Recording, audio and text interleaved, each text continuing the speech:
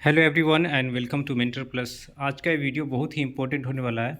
सभी लोग ध्यान दे देते हैं कि कितना सीट बढ़ा, क्या रैंक है, लेकिन एक चीज़ बहुत जानने की ज़रूरत है जो फ्यूचर पर्सपेक्टिव से है कि आप यूजी करके पीजी का कोर्स करेंगे और पीजी में आसानी से एडमिशन लेने के लिए आपको अभी क्या करना चाहिए, क्या जानकारी रखनी चाहिए, किस तरह से काउंसलिंग करना चाहिए, कौन से कॉलेज को प्रेफरेंस देना चाहिए। आज के वीडियो में यही बात करेंगे कि किस किस राज्य में एमबीबीएस, किस किस स्टेट से एमबीबीएस करने पे पीजी एडमिशन में काफ़ी मदद मिलेगा और किस किस कॉलेज या यूनिवर्सिटी में नीट पीजी का इंटरनल कोटा है। और इंटरनल कोटा का मतलब क्या होता है, इंस्टीट्यूट लेवल इंटरनल कोटा क्या होता है, यूनिवर्सिटी कोटा क्या होता है, किस स्टेट से करने पे आपको वहाँ पे गवर्नमेंट कोटा का भी सीट मिलेगा। अगर गवर्नमेंट में नहीं, गवर्नमेंट कॉलेज में एडमिशन नहीं हुआ तो प्राइवेट में गवर्नमेंट कोटा का सीट मिलता है। किस स्टेट में कट ऑफ लो जाती है, बेनिफिट होता है। तो इन सब बातों को ध्यान रख के ही आपको चॉइस फिलिंग करना चाहिए और काउंसलिंग करने के पहले इन सब बातों का ध्यान रखना बहुत ही आवश्यक है। अगर आप चैनल पर न्यू हैं तो इस चैनल को जरूर सब्सक्राइब कर लें। एक नंबर दिया गया 9355388677, इस नंबर पे कॉल करके हमसे पेड काउंसलिंग गाइडेंस ले सकते हैं और neetmentorco.in पे जा करके आप स्मार्ट पोर्टल काउंसलिंग पैकेज को अवेल कर सकते हैं, जिसपे कॉलेज प्रेडिक्शन और पिछले साल का cut off score, cut off rank, fees structure colleges का, कितना बॉन्ड किस में है, किस स्टेट में, और क्या क्या नोटिफिकेशंस आपको काउंसलिंग में आते रहेगी, एक प्लेटफॉर्म पे आपको दिखते रहेगा, और किस तरह से चॉइस फिलिंग करनी है। पेड काउंसलिंग के लिए आप इस नंबर पे कॉल कर सकते हैं या व्हाट्सएप करके जान सकते हैं। अगर स्कोर कम है तो उसके लिए भी आप कॉल कर सकते हैं। वेबसाइट का स्क्रीनशॉट दे दिया गया है ताकि आप दूसरे वेबसाइट पे लाइन नहीं करें। सबसे पहले बात करते हैं नीट पीजी सीट की। पीजी की बात क्यों कर रहा हूँ, क्योंकि यूजी एक बेसिक डिग्री है। आप यूजी करके बहुत बड़े तीर नहीं मार लेंगे, क्योंकि यूजी करने के बाद एमबीबीएस कंप्लीट करने के बाद 5.5 साल के बाद भी आपको ज़्यादा सैलरी नहीं मिलती है। 1 लाख महीने का भी सैलरी बहुत मुश्किल से मिलता है। और बहुत लोग हैं जो प्राइवेट हॉस्पिटल्स में काम करते हैं, 40, 50, 60, अगर मेडिकल ऑफिसर भी हैं फिर भी उनको 60 to 80,000 मिलती है और उसमें ग्रोथ भी बहुत ज़्यादा नहीं है। तो अगर आपको एक स्पेशलिस्ट डॉक्टर बनना है तो आपको पीजी ज़रूर करना होता है।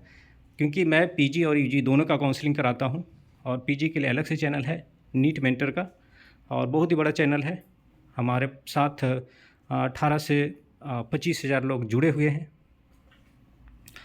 तो आप यूजी में काउंसलिंग करें और आपके पास ऑप्शन हो कि अगर अच्छा कॉलेज मिल रहा है तो ये भी ऑप्शन में रखें कि किस स्टेट से कॉलेजेस को लें, किस स्टेट में कॉलेजेस को लें। गवर्नमेंट कॉलेज ही मिल रहा है तो, और उसमें क्या बेनिफिट होगा, तो इस वीडियो में आपको पूरा पता चलेगा। लास्ट तक वीडियो को देखिए, बहुत ही यूजफुल इन्फॉर्मेशन मिलेगी। 50% सीट आपको यूजी में, 15% सीट ऑल इंडिया कोटा से रिजर्व रहता है और रिमेनिंग 85% स्टेट कोटा में होता है। लेकिन पीजी में 50% सीट्स गवर्नमेंट कोटा में और रिमेनिंग 50% स्टेट कोटा के थ्रू काउंसलिंग होती है। आपको वैसे स्टेट चूज करने चाहिए जहाँ पे गवर्नमेंट कॉलेज की संख्या ज़्यादा हो, गवर्नमेंट कॉलेज की संख्या ज़्यादा हो और उसकी सीट भी ज़्यादा हो, और प्राइवेट कॉलेज की संख्या ज़्यादा हो। वो स्टेट के बारे में जानेंगे। उन स्टेट को प्रेफरेंस देना चाहिए चॉइस प्रेफरेंस में जहाँ से एमबीबीएस कंप्लीट करने पे आपको, कुछ स्टेट ऐसे हैं जो उस स्टेट के कैंडिडेट, डोमिसाइल कैंडिडेट या जो उन्होंने वहाँ से जिन्होंने यूजी किया है उसको प्रेफरेंस देते हैं प्राइवेट कॉलेज के लिए भी।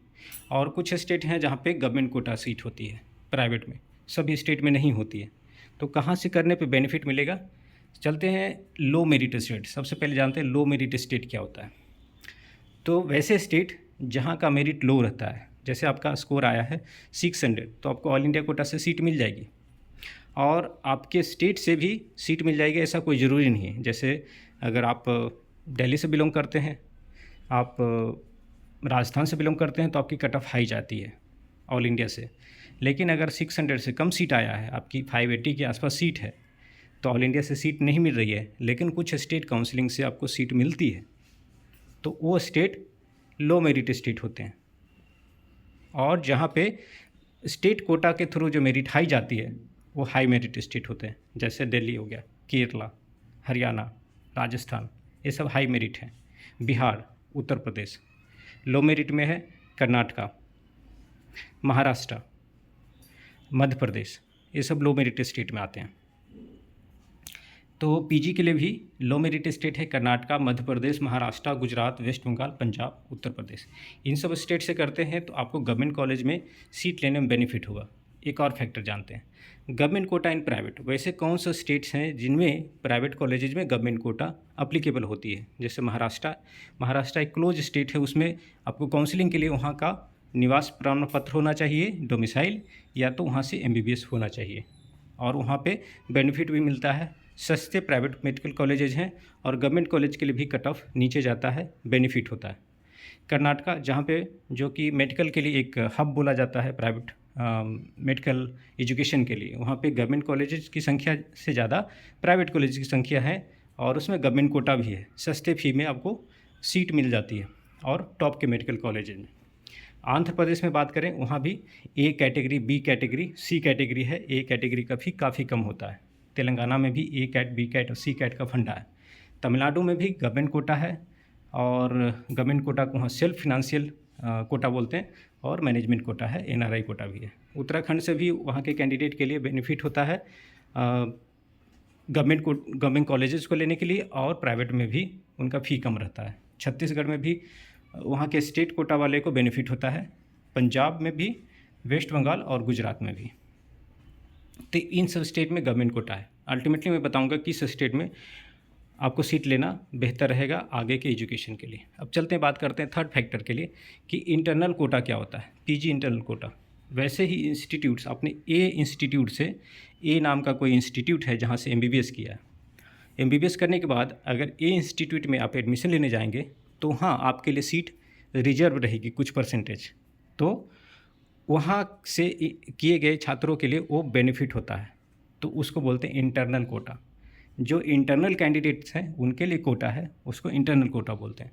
इंटरनल कोटा दो तरह की होती है, इसका अलग वीडियो मैं बना दूंगा, चैनल को जरूर सब्सक्राइब कर लीजिए। इंस्टीट्यूशनल कोटा होती है और यूनिवर्सिटी कोटा होती है, दोनों क्या है, लेकिन देख लें कि अगर आपका स्कोर अच्छा है तो कौन कौन से कॉलेजेज में लेने से आपको आगे के एजुकेशन के लिए बेनिफिट होगा, क्योंकि पीजी तो करना ही होगा। अगर आपको स्पेशलिस्ट डॉक्टर बनना है तो पीजी करना ही होगा, और पैसे कमाने हैं तो पीजी करना होगा।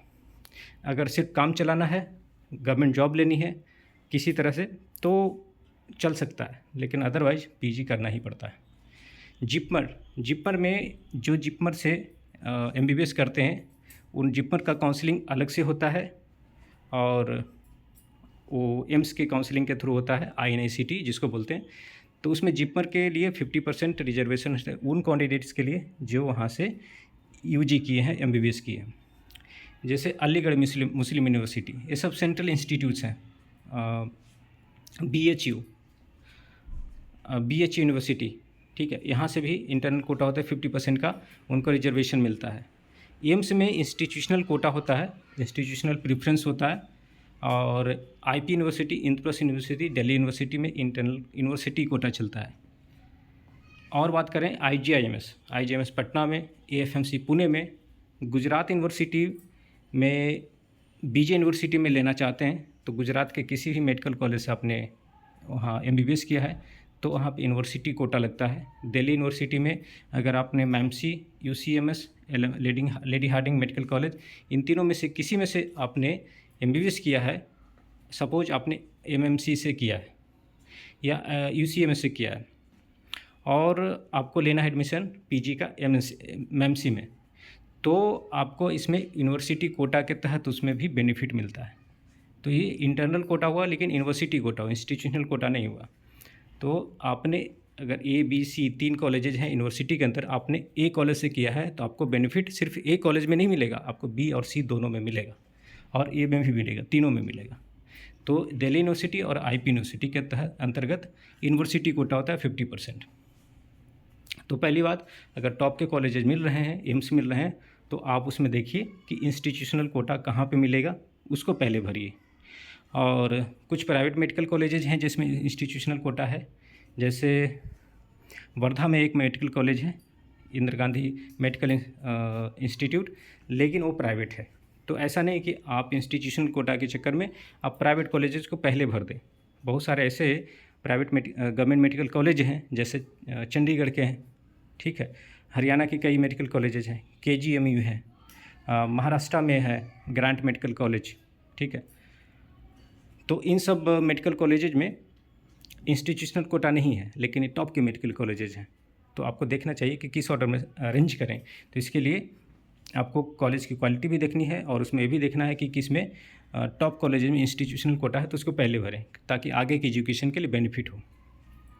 अब बात करते हैं कौन से स्टेट में लेना सही रहेगा। अगर आपको किसी तरह सीट मिल रही गवर्नमेंट में, लेकिन अगर 5 ऑप्शन है, तो आप सबसे पहले ऑप्शन रखिए महाराष्ट्र की, कर्नाटका का ऑप्शन रखिए, क्योंकि वहाँ पे बहुत सारे मेडिकल कॉलेजेज हैं, जहाँ पे ज़्यादा मेडिकल कॉलेजेज हैं।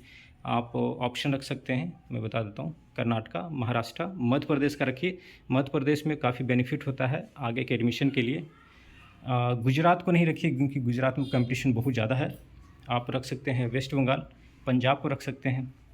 उत्तर प्रदेश में भी बेनिफिट होता है, लेकिन ये जो कॉलेजेज हैं, स्टेट्स हैं, कर्नाटका, मध्य प्रदेश, महाराष्ट्र और आंध्र प्रदेश, तेलंगाना भी, क्योंकि वहाँ पे कैट ए की सीट होती है। अगर किसी वजह से आपको गवर्नमेंट कॉलेज की सीट आगे जाकर नहीं मिल पा रही है, तो कैट ए, जिसमें 3-4 लाख का फ़ी रहता है, जो कि किसी भी प्राइवेट मेडिकल कॉलेज में नहीं मिलेगा अगर ओपन स्टेट में जाएंगे तो मैं बता देता हूँ, कर्नाटका, मध्य प्रदेश, महाराष्ट्र, वेस्ट बंगाल और आंध्र प्रदेश, तेलंगाना, छत्तीसगढ़, ये सब स्टेट्स आपके लिए यूजफुल रहेंगे। ओके, तो इस वीडियो में यही बताना था कि आपको किन सब बातों पे ध्यान रखना होता है, किस स्टेट से MBBS करना चाहिए। और अगर कुछ ऐसा कंडीशन है कि नहीं अपने स्टेट में ही रहना है, तो कोई बात नहीं, आप मेहनत करेंगे तो आपको ऑल इंडिया काउंसलिंग से गवर्नमेंट कॉलेज दोबारा मिल जाएगी। ऐसा कुछ नहीं है, ये बस ये फैक्टर हैं कि ऐसा नहीं कि ऐसा ही होना चाहिए, इंस्टीट्यूशनल कोटा को ही पहले रखना चाहिए। ये आपके एक प्रेफरेंस है, एक फैक्टर है, जिसको देख करके काउंसलिंग करना चाहिए। अगले वीडियो में बताऊंगा कि इंस्टीट्यूशनल कोटा कौन कौन से इंस्टीट्यूट्स हैं, यूनिवर्सिटी हैं, जहाँ पे आपको इंटरनल कोटा लगती है। तो इस वीडियो में बस इतना ही। Thanks for watching.